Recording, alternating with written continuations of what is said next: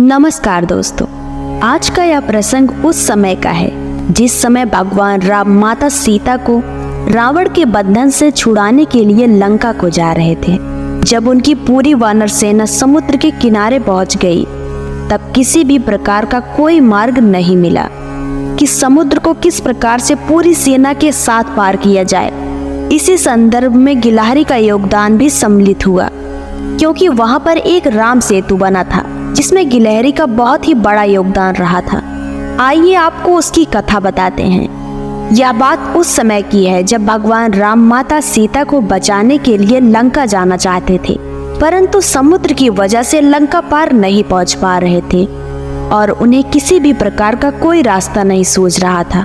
इस पर भगवान श्री राम क्रोधित हो उठे और उन्होंने समुद्र पर बाढ़ तान दिया, जिसकी वजह से समुद्र देवता भयभीत हो गए और भगवान श्री राम के सम्मुख प्रकट हुए और वार्तालाप में उन्होंने बताया कि आपकी सेना में नल और नील दो ऐसे वानर हैं जिसके जरिए आप राम सेतु का निर्माण कर सकते हैं और इस समुद्र को पार कर सकते हैं। इसके पश्चात वानर सेना और हनुमान जी ने यह तय किया कि हम सागर के ऊपर एक राम सेतु का निर्माण करेंगे और उसी पर चलकर लंका पहुंच जाएंगे।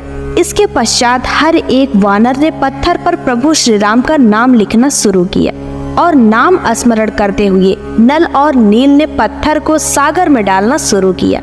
जैसे ही प्रभु राम का नाम लिखकर पत्थर डालने लगे तो पत्थर भी पानी में तैरने लगे और कुछ ही दिनों में राम सेतु बनकर तैयार हो गया।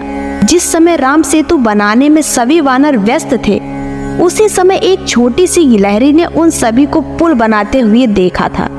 गिलहरी ने मन में सोचा कि प्रभु श्री राम तो साक्षात भगवान हैं। उनके लिए जब यह बंदर राम सेतु बना रहे हैं और भगवान राम की सेवा कर रहे हैं, तो मुझे भी सेवा में अपना योगदान देना चाहिए। यह सोचकर गिलहरी ने मन ही मन प्रभु श्री राम के चरणों में नमस्कार किया और दूसरी तरफ अपनी सेवा शुरू कर दी। समुद्र के पास रेत का बहुत बड़ा ढेर था।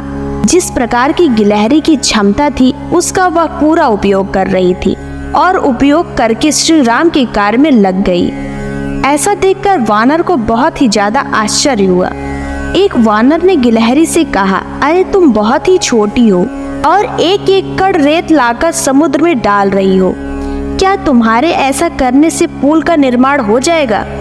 तब गिलहरी ने जवाब दिया कि भैया, मैं भले ही बड़े पत्थर नहीं उठा सकती हूँ, आप लोगों जैसी सेवा तो नहीं कर सकती हूँ, पर जितनी श्री राम ने मुझे क्षमता दी है उतनी सेवा तो कर ही सकती हूँ।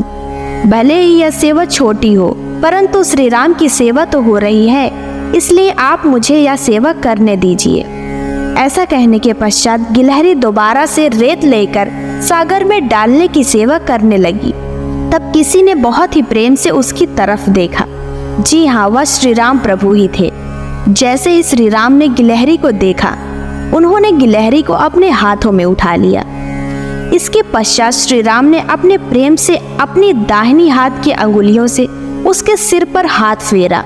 गिलहरी से कहा, भले ही तुम छोटी हो, किंतु तुमने मेरी सेवा बहुत ही अच्छी की है, इसलिए मैं तुमसे बहुत ही अधिक प्रसन्न हूँ। इतना सुनते ही गिलहरी भाव विभोर हो उठी।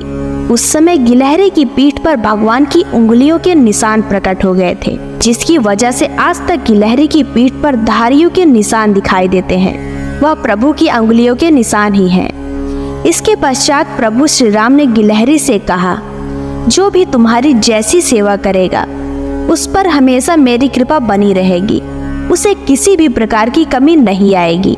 गिलहरी के इस प्रयास का यह असर हुआ कि बड़े पत्थरों के बीच जो खाली जगह रह गई थी, छोटे छोटे कंकड़ों ने उन दरारों को भरकर सेतु को मजबूती प्रदान की थी।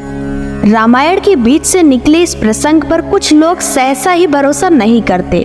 गिलहरी जैसे जीवों के बोल सकने जैसी बातों से कथा काल्पनिक लग सकती है।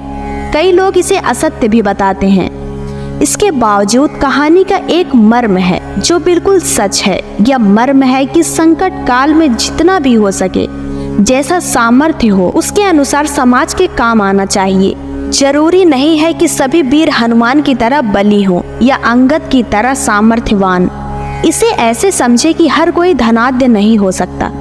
लेकिन अपनी स्थिति के अनुसार सहयोग तो कर ही सकता है, चाहे धन से या फिर श्रम से। तो दोस्तों, ये थी राम सेतु में गिलहरी की योगदान की कहानी। आपको रामायण का यह छोटा सा प्रसंग पसंद आया हो तो वीडियो को लाइक कीजिए, शेयर कीजिए और हमारे चैनल को सब्सक्राइब करना बिल्कुल भी ना भूलिए।